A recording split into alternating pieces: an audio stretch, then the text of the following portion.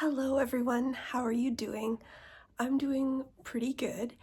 I'm making this because I was thinking to myself just now that I replied to a comment that somebody left that I should take a screenshot and I should go ahead and insert that. Editor self, I'm talking to you, put that in please.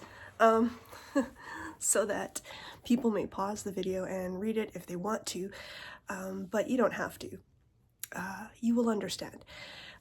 This commenter asked about my weight loss experience. She was saying how losing weight is hard, and she struggles with that, as so many of us do. And I thought, well, I've been reluctant to really kind of talk about it and kind of talk about why. I've had other people at other points in time ask me, well, what happened to make you shift, I guess would be the right word. And it's kind of a strange story, but it is nonetheless what happened. So let's paint the scene, shall we? First of all, I gained the weight that I did after my pregnancy because I was put on just tons and tons and tons of psychiatric medications for psychosis and depression and anxiety. And those medications make you eat like a ton and slow your metabolism down. Plus, you're not doing anything because you're exceptionally depressed. So, and when you're like that, all you can do is lay down and stare at the ceiling. I think back on those years and remember them and go, right, I was a corpse that happened to have a pulse and I could breathe and I could most certainly eat. But I was effectively not alive in the true sense. I didn't leave the house. I didn't talk to my family. I just existed and hated every single second of it. So that's really hard to get out of. So what ended up happening was it was during the kind of earlier stages of the pandemic, and I'd gotten concerned, as happens on occasion. I'd gotten concerned about this friend from my ancient past.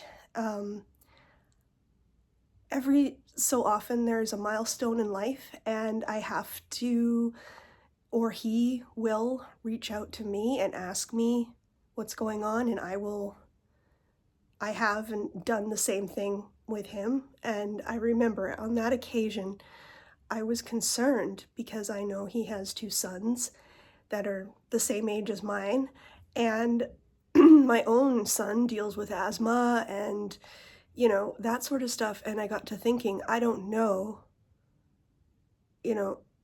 about his kids. And this was before we had vaccines even. It was very, very early in all of that. And that was the reason that I was communicating with this person. And thankfully his kids were healthy. But anyhow, I was out. I had to pick up my husband from work and I walked downtown. I got to his office early and I parked, and then I went down to a little coffee shop just a block away, and it was gray and like freezing rain was falling, and there was some snow on the ground and it was super icy.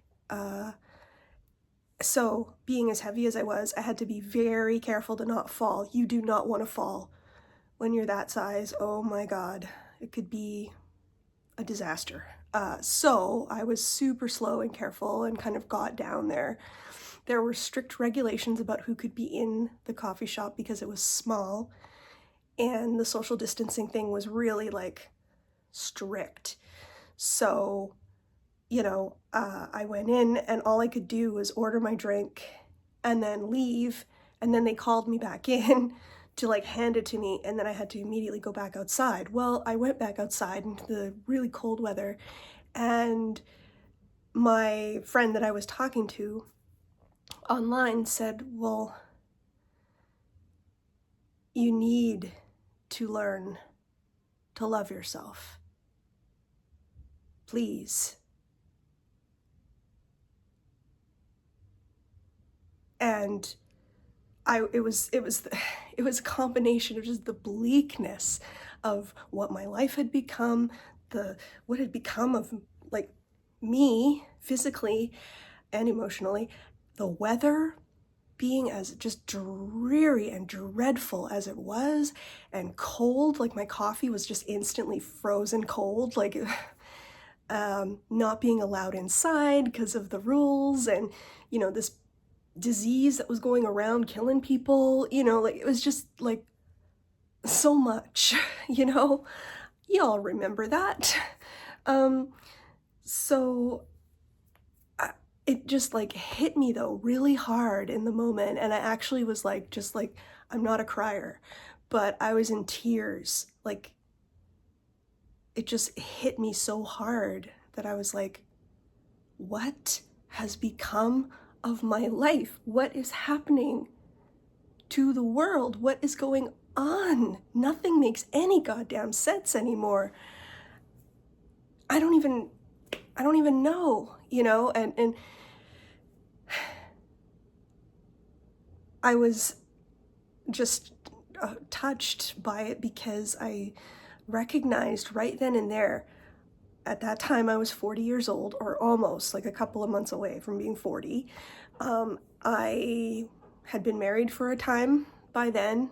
We had a child together, and it just suddenly was like poof, right in front of me like a stop sign. Like, you don't know how to love yourself, and if you can't love yourself, how in the hell are you gonna love somebody else? Right? As the saying goes, can I get an amen? It just was like a stab in my chest. I was like, he's right. He's right. I don't know what that is. And I'm deeply, deeply concerned that I don't know what that is. And now I have to go and pick up my husband from work and pretend that I'm not at all bothered. And I'm gonna act like everything is fine.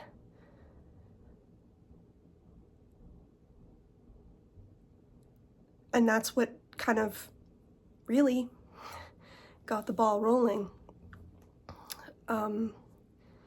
in effect, because as I've said on other occasions, I didn't proceed to go and have surgery or really change, and do like an Atkins diet or a keto diet, or I didn't do anything like that, nor did I take any kind of drug or other substance to increase metabolism or decrease appetite or whatever. Like I didn't do that. But I got to be more conscientious about how I was eating. And I've since seen that this is something they do for people who struggle in the opposite way, like if they have anorexia or something like that, where they just cannot make themselves eat, and it's excruciating for them, right? Like, it's something that they teach to eat consciously. So in my case, I didn't have that problem. I had the opposite problem, where I was eating unconsciously and just like, not because of hunger or anything. It was because it was something to, I think, stop myself from saying what needed to be said, which was, this life we're living is a misery. We need to stop living this way. I can't be here doing this. But instead, I was just eating food. I used to eat so much food that I would fall asleep with food in my hand, sometimes still in my mouth because I had not chewed it and swallowed it because I was just eating that much. I was taking metformin because my blood sugar was starting to get wonky. I was right on the hairy edge of diabetes. Thankfully, that never came to pass, which I'm happy for, but very well could have. But I was eating so much that I was exhausted from it because of all of that sugar and all of that fat and all of the everything I was eating. So it was just a quantity thing. And what I ended up starting to do was making myself like take a bite of whatever food and like tasting it. I know that sounds weird to say out loud, but it's true though. I had learned to not really taste food. It was all about getting it in me. So I didn't care really if it was garbage. It just mattered that I be putting something in my mouth. So to stop that, I would, when it was time for a meal, not just because, I would, take a bite, chew it several times, taste it, and then swallow it. Again, I know that sounds really strange, because isn't that what eating is?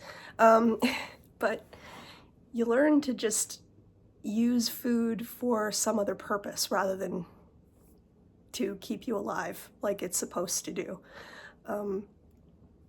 So learning to kind of enjoy that rather than be using it as a means of silencing myself from telling the truth, sure made a difference. And then I ended up getting hired at a bakery by this lady who opened a bakery, and she needed help once the pandemic rules. This was a little while after now, so some time had gone by. I lost some weight, and then I ended up getting hired when she was able to take employees back, and ended up in food service, kind of by accident. And strange as that might sound, that also taught me about, well, foods and how we don't need to be so hostile with food.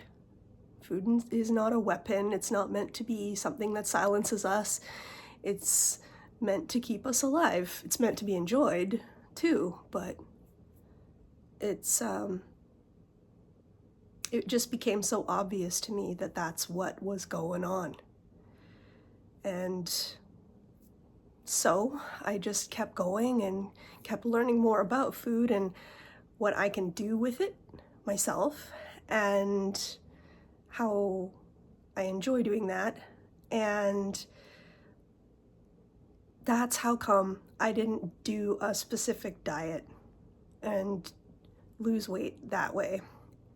And yet I seem to be consistently maintaining the same weight now as now that I'm kind of down to an appropriate size for me. It's staying that way, not because I'm doing something deliberate, but because I have a habit now. Now it's just a habit of being like, this tastes good. Right? And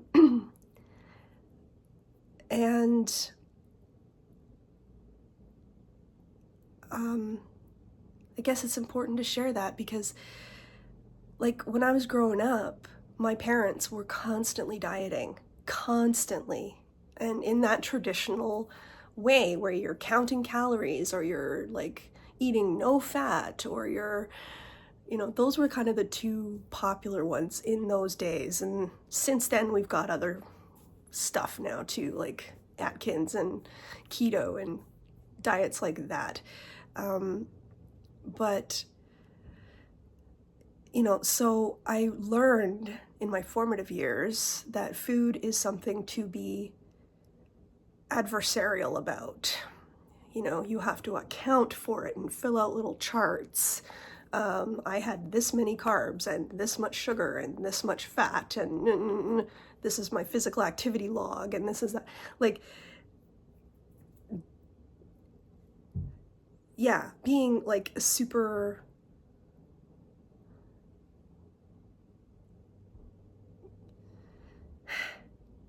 not using food to fuel you and keep you alive. It's all about controlling food and, focusing on that food all the time. I have done those restrictive diets too, and they don't work. I've never been able to keep weight off with those. Why? Because you're not allowed to eat anything.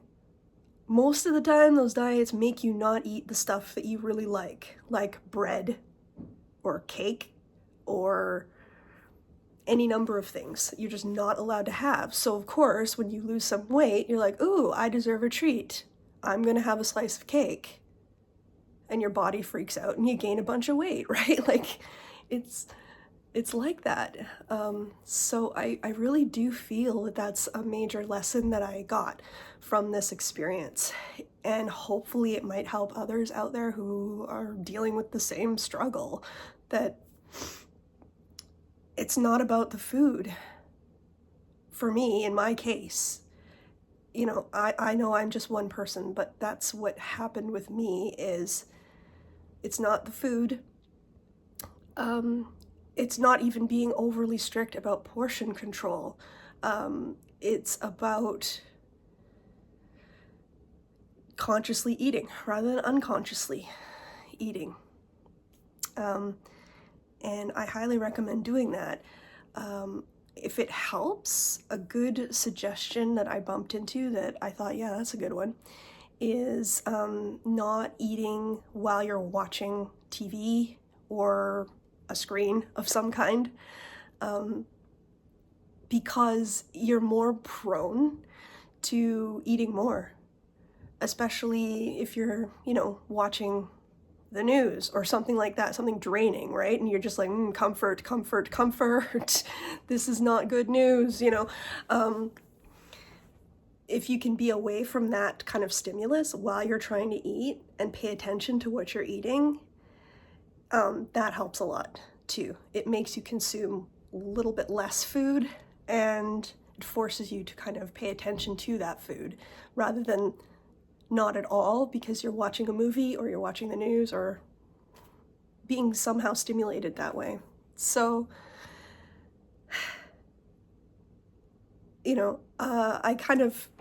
I've thought about this. I've not shared pictures because I've always felt kind of like I don't want to be doing that, but at the same time, I feel compelled to show. There's an image of me on my driver's license. When I had my driver's license done in 2019, here the law is you go every 5 years for your driver's license. And in 2019, I went and had my license done. And I just renewed it on my last birthday, so almost a year ago now. When I went into motor vehicles, of course, you present your driver's license, tell them why you're there, and they take your picture there, right? Like, obviously. But then they keep your old license and destroy it and give you a temporary one. Well, I gave her my license and she looks at it. And she looks at me and she looks at it. And she looks at me. And this goes on like this for a time. And I was like, yes, that's me. I actually had to provide secondary ID. Like, she didn't believe it was me. I had to give her my birth certificate. I was like, birth certificate? Huh? Does that help? I don't know how else to prove that's me, but that is me. And she was just like, if I didn't know that that was you, I would never have recognized you. And I was like, well, I guess that's why we renew these every 5 years, isn't it? But anyway, I can show you the picture on that driver's license, and I can show you the picture of my current driver's license, so you can see a direct comparison. Driver's license photos are always supposed to be terrible, so that levels the playing field, shall we say. Anyway, I hope that maybe answers the commenter's question more accurately or thoroughly than my response to her, my written response, and might make it more accessible for other people too, because I don't expect people to read all of my comment responses. So I hope this reaches you and you're feeling well and that it helps. Of course, there's a subscribe button and a video to watch down there. It really means a lot when you do those things. So I will let you go, and I'll see you next time.